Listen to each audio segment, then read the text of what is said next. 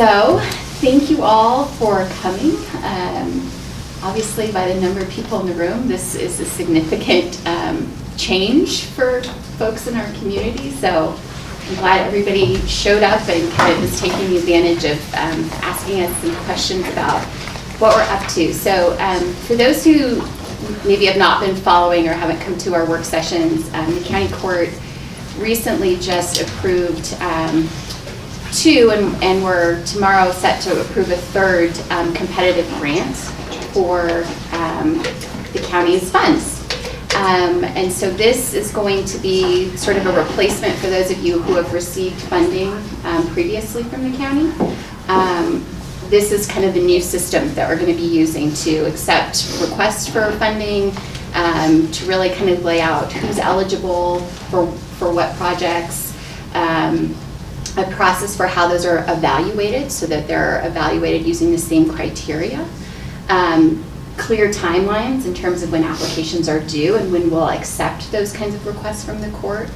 And part of this is precipitated, so you guys all know kind of what led up to this is one of the significant sources of those funds that we've been using to support a lot of your organizations comes from the wind energy projects, particularly at the north end. We have SIP agreements is what they're called. And what's unique about them is they sunset, right? And so the first wave of those are going to be sunsetting here in about 5 years, which means that a significant portion of the funds that we've been using to support all you will be gradually kind of tapering off. We will probably still have tax revenue coming off of those after, but part of that's going to be how the assessor assesses the value of those and things like that. So a big piece of this is getting folks, particularly if you've been using us to help support your operations side, to start thinking about and just being aware that we may be facing limitations down the road that will impact how much we're able to support you. So we didn't want to get to year 5 and then be like, well, the money's all gone and thanks for being a partner. We wanted to give folks an opportunity to start planning and thinking about how this transition might look for you and how we can be supportive in that transition. Just in case in 5 years from now, we just don't have those resources to support everybody at the level that we've been previously. And then the other piece, of course, that we hear from taxpayers a lot is they just want to know, I mean, the county last year granted out, I think, a little over $3 million. Just over $3 million. So we are a pretty significant grant funder. And previously we never had application requirements. We never were really clear on what eligibility looked like. Folks could come to us if they didn't catch us during the budget cycle, they would come to us later. We're trying to eliminate that so that projects can be compared at the same time, and that the court and the budget committee have an opportunity to try to make the most strategic investment with your money. So you sitting there as tax dollars or taxpayer, I'm also talking to you about, this is about creating some accountability so you know exactly why we're spending the money that we're spending, what the justification for that is, what you can expect from those organizations who are receiving funds from the county. So with that, I'll just kind of go right into it. Let's go to the first slide. Excuse me. So moving forward, there's going to be 3 grant programs, as I noted. We'll have an operational support grant. This has already been approved by the court, and the application is open right now. And this is for those organizations that are looking for operational support from the county. So this is going to be short term, as I said, because that 5-year limit that we're looking at where some of these funding sources are going to start sunsetting. It's for organizations that are delivering necessary services in Gilliam County. So the big change here is if you have historically used special projects to request operational funds, we will be asking you to make those requests through the operational support grants so that we are comparing organization to organization for those needs. And special projects, as I'll get into, is going to be for a different purpose moving forward. And so that's significant because those deadlines are coming up rather quickly. They are due on March 20th, so that they can be part of our regular budgeting process where the budget committee reviews those. The second grant program is, we're calling it for capital investments. And these are for capital projects, so building projects primarily, large equipment purchases perhaps, that are over $20,000. So, and again, it's a significant amount of money that's going to be sort of tied, at least the first cycle through our budgeting process, which means the spring cycle is open now and will close on March 20th. And then the third one is special projects. And so what we've decided to do, the economic enhancement ordinance that underlies this has always said that this money should be used for projects, special projects that are leveraging matched funds. And so we are sort of returning to what that ordinance actually said. There was a while that it was being used to fund just about anything that people asked of it. And so we're just trying to put some guidelines on it so that we can better compare project to project. So those are going to be funding capital projects, so if it's small construction or small equipment purchases that are less than $20,000, or events. So if you're hosting an event, even if that event requires paying, say, referees, for instance, that we're counting that as an event, basically, if that makes sense. So we'll get into details. The operational support grant. So the applicants must provide service within Gilliam County. Seems pretty straightforward. We are only funding nonprofits, community service providers, other government agencies, or special districts. So no businesses are included in that. No faith-based organizations are in there.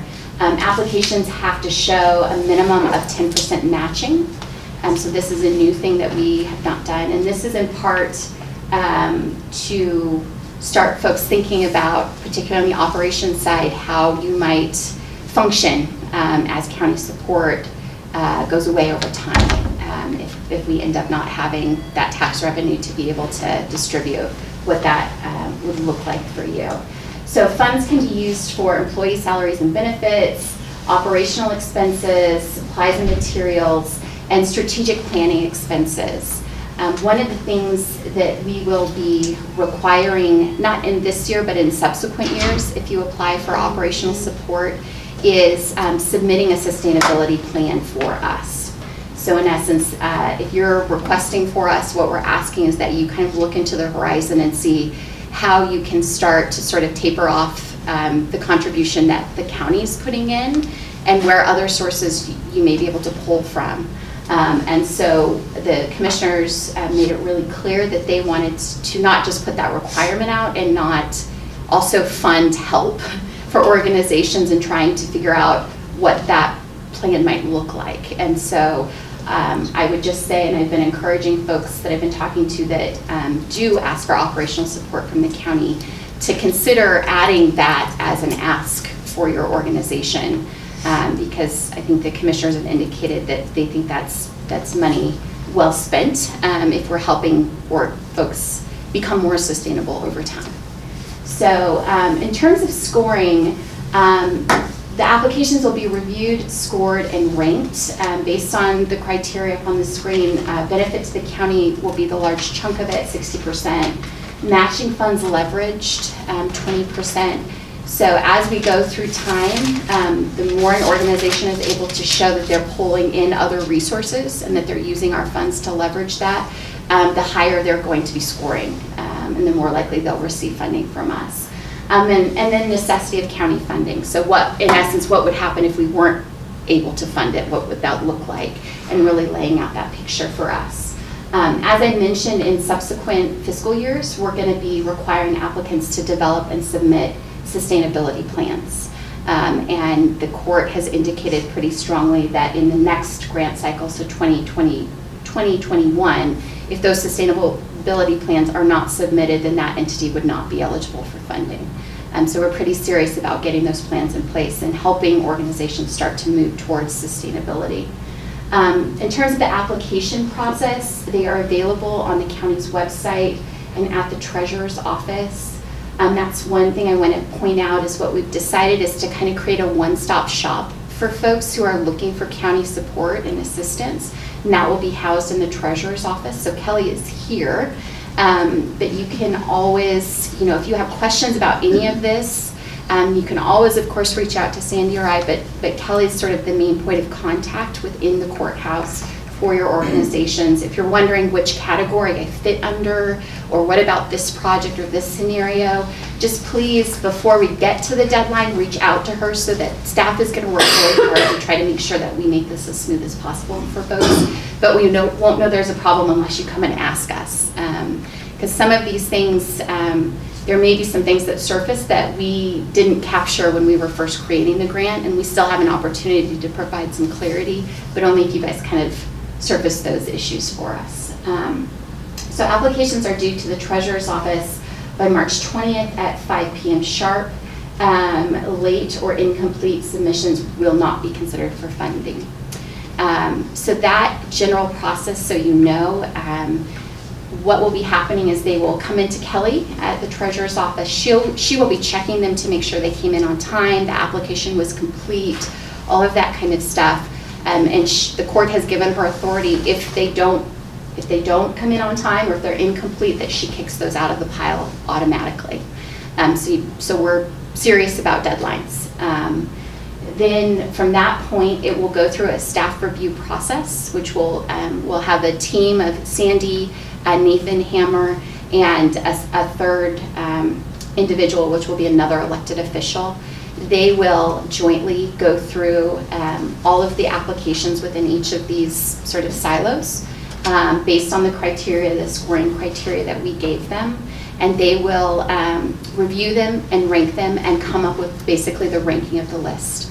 And then when the budget committee meets for these operational support grants, they will then be presenting a staff report to the budget committee with their recommendations for funding priorities.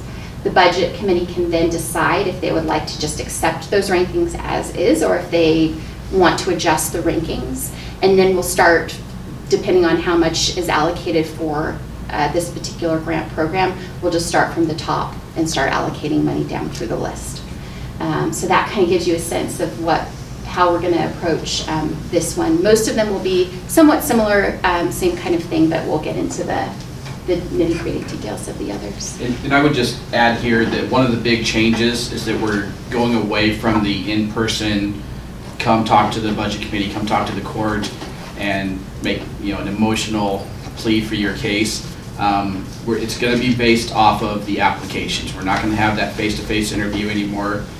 So make sure that you're putting everything you want them to know in your applications, that you're explaining it fully and giving them all the detail that they're going to need to make a good decision. And staff will, if there's something that's unclear in your application, if there's a piece of information that the staff feels would be valuable for the committee or the budget committee to consider, they may follow up with you and ask you to provide supplementary information to just sort of anticipate what the budget committee might be asking of. And of course, it's a public meeting, so I should say that. You're always welcome to sit and watch that process. It's just we're not going to be asking folks to actually make formal presentations to the budget committee any longer. Any questions on the operational side so far? Concerns? Anybody? It's okay to raise your hand if there's something you think, oh, this is kind of weird. Good so far? Okay, let's go on to the next one. So capital investment grants, again, same type of eligible entities, must operate and or provide services in Gilliam County, need to be a nonprofit, community service provider, government agency, or special district. This one has a higher matching fund. It's a 35% match. Again, these are for large, we're looking at large construction projects, things like that. The match can be cash or in kind. Grant uses, these are for capital projects of $20,000 or more. So that includes equipment purchases, supplies and materials, contractor costs, that type of thing. In terms of scoring, it looks pretty similar to the last one. They'll be reviewed, scored, and ranked based on first benefit to the county, matching funds leveraged, a little bit higher percentage on that, and timeliness / necessity of county funding. So if we're sort of the last, if you've gotten every other piece and you just need our last kind of thing, kind of making that case for why the county needs to provide that support. This application process is a little different in that we're going to be doing 2 grant cycles. So we'll have a spring cycle and a fall cycle. Basically, the budget committee will set the top line number that we are able to spend on that. And so if we have a bunch of applications in the spring and they're all deemed that we should support those, it may eat up that funding. We may not do the fall cycle. Or if nobody applies in the spring, all that money may be considered or given out in the fall. Applications on the county's website, at the treasurer's office. The spring cycle is open now, and applications are due back to Kelly the same time, 5 o'clock on March 20th. Fall cycle applications will be available and are due in September timeframe, but we'll notice all of those and have those out and available. Again, late or incomplete submissions will not be considered for funding. So, yeah, and same review process will look similar. The staff, Kelly will do the initial review, make sure that they meet all of the sort of baseline eligibility, that they're an appropriate entity, that the funds are being used for an appropriate purpose, that it was on time, that the application was complete. Then we'll do a staff review, same thing. This time, though, the funding decision will go before the court instead of the budget committee to simplify things a little bit. But it'll be a staff report that's presented directly to the court, and then they'll make funding decisions based on a priority ranking. Questions on that piece? Everybody's quiet. Could you explain to me what is we're actually talking about on timeliness? So it's the idea that it's a project that really needs to happen now. So, and that the county funding is essential now. So if it's like, for instance, since Jennifer's sitting in the front row, when she was building the childcare, for instance, if she had made sort of the argument that I've got all the funding in place and Ford Family is basically saying that it needs to be done this year in order for all of this to go through, then that to me would be an argument of why maybe that should be prioritized over something that maybe could be built in 3 years, for instance. So, sorry to pick on you, Jennifer. It's all good. On to special projects. So this is the third one, and I will say that the court will be meeting actually tomorrow to take up this. We'll have a work session tomorrow at 9. And so this, I will say, I think this will probably hold, but there's a possibility that some of these details may change just a little bit.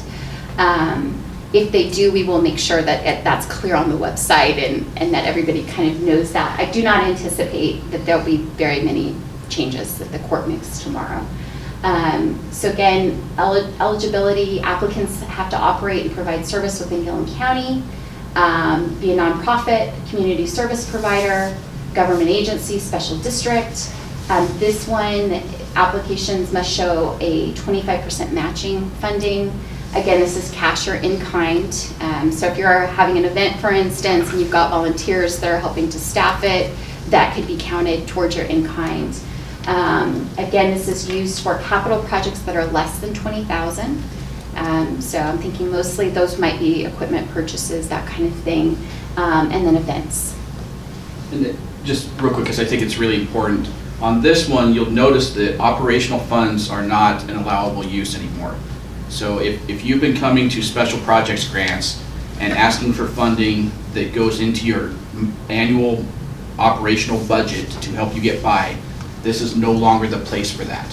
This needs to go back to that first one we talked about, which was the operational grants. And so that's going to be key for several people, or several groups, I should say, that applied in past years, that there's going to need to be a move to the other grant programs for those.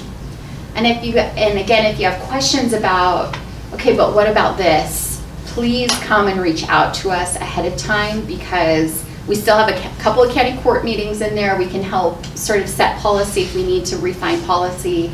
And then of course, Kelly and Sandy can help you figure out how to, because some of you, for instance, may have used special projects for operations plus events. So we're going to be asking you to split those out and put the operations through the budget sort of side and the special projects through this process. And we want to be resources to you so that we don't end up having a situation where you missed a deadline because you thought that you were going to apply it under special projects and that no longer fits with what you're asking from us. So please do reach out to us ahead of time if you have any questions about which one of these silos your organization is in, and we'll help make sure that you're in that right funding pool. Or ask tonight. Yeah, or tonight is even better. We are really hoping you guys start asking some questions. Yeah, because tomorrow we will be meeting too, so if there's anything that is, the county court will, so if there's anything that requires some clarity from the court members, it's great to get that surfaced tonight so that we can get clear policy from the court tomorrow. So scoring applications, again, are going to be reviewed, scored, and ranked according to benefit to the county at 60%, matching funds leveraged at 25, and timeliness/necessity 15. That grant cycle will open on April 15th. Applications, again, are going to be available at the county's website, at the treasurer's office, and no late or incomplete submissions. And same type of process for review. It'll be the same thing. Kelly will kick out any that are not eligible. There'll be a staff review of that and a formal recommendation, a staff report basically presented to the court with rankings, and then the court will determine if they agree with those rankings or make tinkering, and then we'll start funding from top to bottom. Go ahead. A question. Yeah. When do you anticipate this cycle to close? Good question. That's a great question. I should have that in front of me. I believe. Gilliam will make the final decision tomorrow, but That's why I said anticipate. yes. I've got May 14th on my, That sounds. I think that's right. There you go. That sounds right. So It'll be. I'm sorry, I didn't mean to cut you off. It'll be basically the same schedule as in past years for special projects, where they'll be due in May 14th, and the decisions will be made See, June over here. and prior to the budget being finally approved. Yeah. So then it's kind of putting still like the other people that are getting those grants in the same position they were in before, of not getting notification that they've received the grant until after their budget is completed, and then having to do a supplemental budget. Yeah. But otherwise, we'd have to do a supplemental budget. Yeah, it's the tricky part is just, But I mean, if you guys you can't make the decision before your budget committee meets, is that kind of what is happening with that? in terms of which of the grants. Who you're awarding. Yeah, I mean, I think, decided because of the amount of money that goes out, that it was important, the court kind of made it, we were weighing that actually, because it did come up from your letter. And I think the thing that the court came back to is one of the reasons we like the budget committee is that there are 3 lay people serving that can be community voices in terms of prioritizing funding. And we have some restrictions on how that budget committee can meet based on Oregon law. And so we basically decided that we felt that the public input that the budget committee provides was valuable in determining those funding priorities. And so that's why the operations in particular goes through them. And so that's why it's set up the way it is. So are the operations budgets going to be decided before June? The operations budgets would be decided Or in the our operations grants, sorry. in our regular budgeting process, so yes. Right, but so it would go through the regular budget process with the budget committee, and so for operational, the budget committee will be making those final decisions on who's funded, who's not. And so in April 10th, 11th, at the second budget committee meeting, they'll be making their recommendation. They'll be submitting a proposed budget to the county. But it's not actually approved until the end of June when the county court approves the budget. So in theory, in May, you could have a pretty good idea if you got it or not. But it's not a final until that budget is approved at the end of June. Yeah, so That makes sense. So the budget committee itself is scheduled to meet on the 10th and 11th to take up these particular sides. I am not anticipating that the court will tinker with those once the budget committee makes that. The 10th and 11th of April. And so then do you remember when Nathan wanted that before us for a final passage? Was that the first meeting in May? I did not bring that with me. I don't Okay, recall. but I think we're targeting to do pretty early after the budget committee passes that. So the resolution will come before the court. Of course, it won't take effect until the 1st of July. So, but you should have some indication from the budget committee's meetings of where they land on that. I do not anticipate the court is going to want to tinker with that because we place value on having community members weighing in on that. I don't think that you're going to see us move those numbers and those priorities.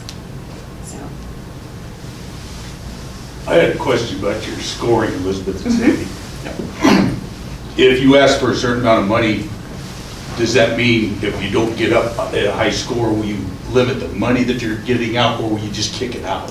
You see what I'm asking with your scoring? So basically what they will, I think what we decided the staff would be doing is they're going to be prioritizing. We'll start at the top and go to the bottom. If we run out of money before we get to the bottom, then most likely the ones that are at the bottom won't be funded. That wouldn't necessarily preclude them, though, from applying the next year. Right. So on the operational, I think the court has indicated in subsequent years we may consider whether you've received funding from us previously for operational expenses. So in other words, we're trying to help organizations kind of transition away from needing county support. So we're going to be a little bit shy about adding new organizations on for operational support in subsequent years, if that makes any sense. Am I clear on that?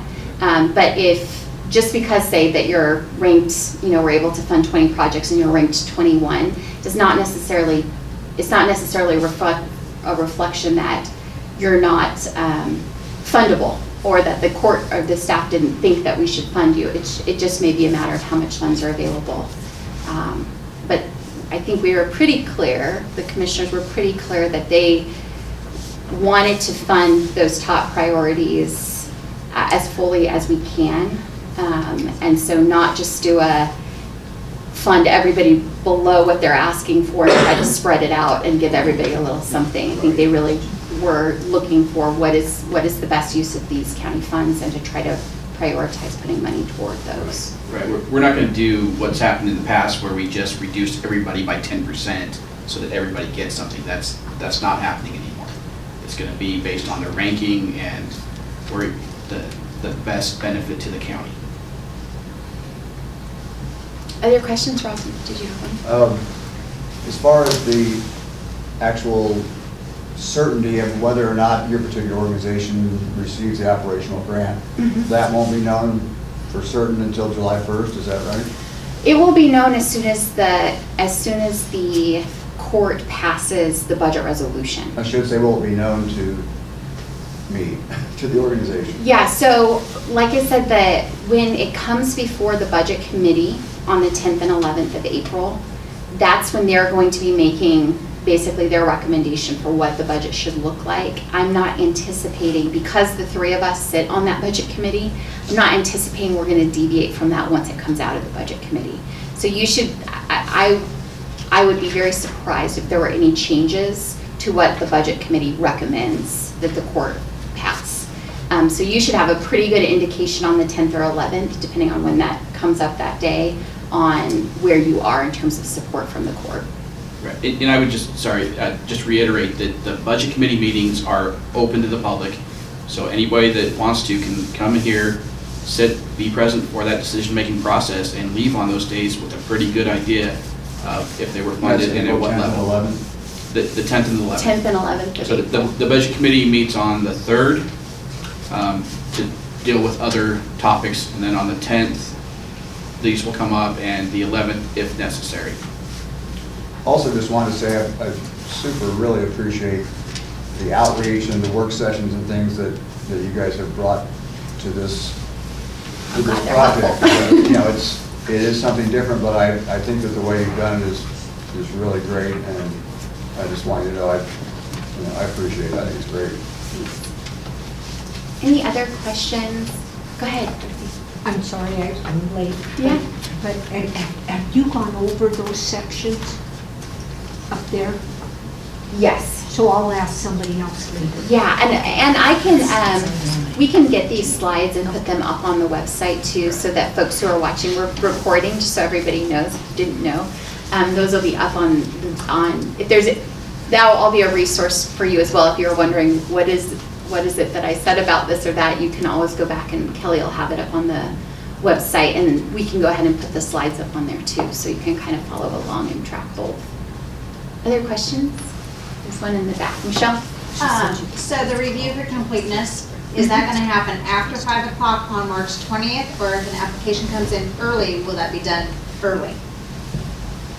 So if the application comes in earlier, I'll review it and double check and make sure it's complete. So if you get your applications in on time, or not on time. Early. Early, if you get your applications in early, it gives a better chance for me to contact you and say, hey, you know, you missed this section, or where's this attachment? But if you bring them in at 5 o'clock on the due date, then we don't have time for those corrections, for missing items. Other questions? Oh, go ahead, Lori. Is it going to be listed anywhere at any time, the total dollar amount in each of those funding sources that's going to be available for the budget committee to assign each of the grant applications to? I think, well, the special projects is based actually on host fees, correct? It's a percentage of host fees It's a that come percentage in. of host fees. It's through the Economic Enhancement Fund ordinance. So special projects are set, right now it's set at 2% for the north end, 2% for the south end. So that's set. Those are looked at about every 5 years. So those are set. But that's based on tonnage. Right. If you guys don't know how that works, so we are paid host fees for hosting waste management here. And the host fees is a number based on the amount of tons of garbage that are coming into the landfill. So those numbers we don't really have available until we see the tonnage reports that come in. And then based on that, we'll know what that 2% percentage is. What about the rest? In terms of the other two, those will be line items that the budget committee will set. So, so it's sort of like they'll set that initial one, and then they'll, for the operations one, they'll also then shortly thereafter take up the operations and start prioritizing and funding them. For the projects one, they will basically set the cap on that, and then the court will take up the priority, probably in a subsequent meeting after that. So we won't know what the total pool is that people are applying for until after we submit our application? Correct, yeah, until the budget committee is able to set that cap for us. I'm not anticipating that it will be significantly lower than what we've given out in the past, to be honest. And that's something I've been telling folks too, just so that they know. We're not instituting these sort of new guidelines because there's any problems or we felt that anything that the court has funded in the past was inappropriate or not a good use of taxpayer dollars. It's mostly just so that, you know, we have sort of clear guidelines for everybody so that they know what we're looking at when we're trying to make funding decisions. So I'm not anticipating, it's not it's not going to be an effort to really ratchet this back dramatically in the first year and say nobody's getting any money from the county. It's mostly just trying to put in place a process that's more methodical in terms of deciding how to make investments. So, But do be aware that the SIPs are going away and the county just flat out will not have this money to distribute anymore down the road about 5 years. So everybody should have that in the back of your mind, that there is a time limit, that the SIPs are going to run out and the county isn't going to have this money to pass through anymore. That's why we're saying you need to start planning now. Jen, did you have another? Sorry, I'm not trying to beat a dead horse to death, but going back to the application date for this particular thing, it opens on the 15th of April. My understanding was that you guys were having the budget committee look at that, but that's after the budget committee meets. Not for these. The budget committee will set, basically, there's the Economic Enhancement Fund ordinance that lays out what this is based on host fees. So it's just a percentage of host fees. And so this is, nothing's changing with that. That's the way it's always been done, is the host fees come in, 2% of it goes to this. And so we may not know when the budget, when the applications come in, but when the budget's passed, that's in there. Yeah, so special projects won't, the budget committee actually won't have any role really even in setting the cap, or because it's already covered in ordinance of how that's dealt with. The project ones, obviously, the larger project ones, they'll set the cap on, but the court will decide how to divvy up the money, and then the operations goes fully through the budget committee process. So, any other questions? How are people feeling about this? Nervous? Would you like to touch on the reporting requirements? Yeah, so that's the other thing that will be new, and I don't have firm details yet because we're actually going to take it up tomorrow during the work session. So if you've got time and want to get into the nitty-gritty details behind the decisions we're making, we're doing a work session from 9 to usually about noon, and we'll look at reporting. One of the things that will change is if you are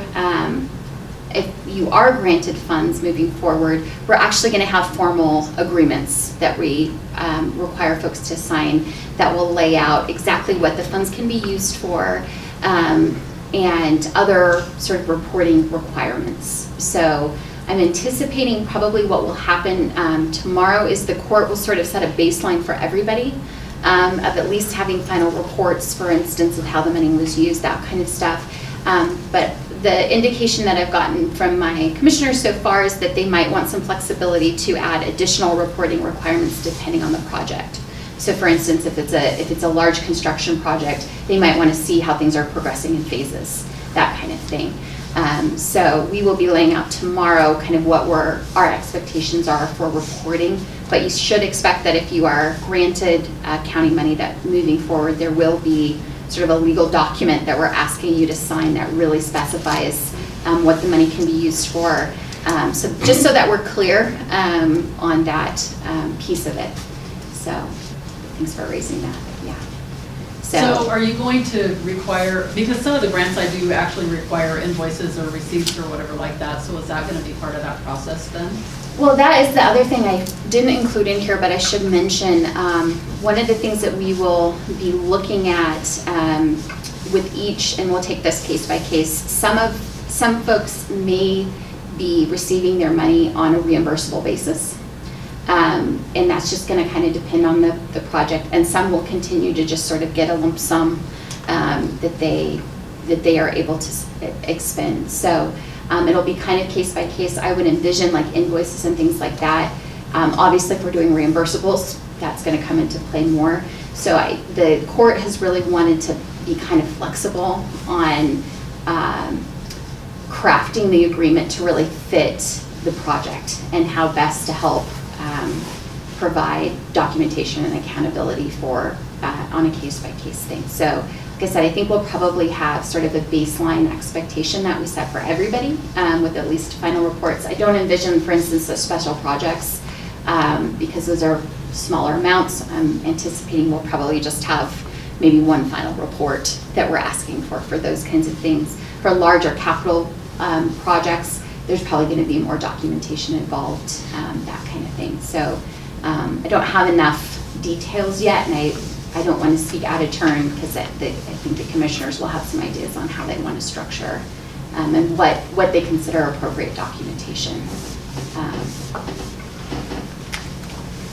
Any other questions? Well, that's all I have. If you have any specific, like I said, one-on-one kind of things, or you're wondering you have a project that may kind of feel like it might fit in 2 categories, or then please come see us so that we can make sure that we're clear on which funding stream is most appropriate, and so that everybody can be in and have their stuff in time for the deadline. So, any other questions? All right. Thank you. Thanks all for coming. This was great. Great turnout.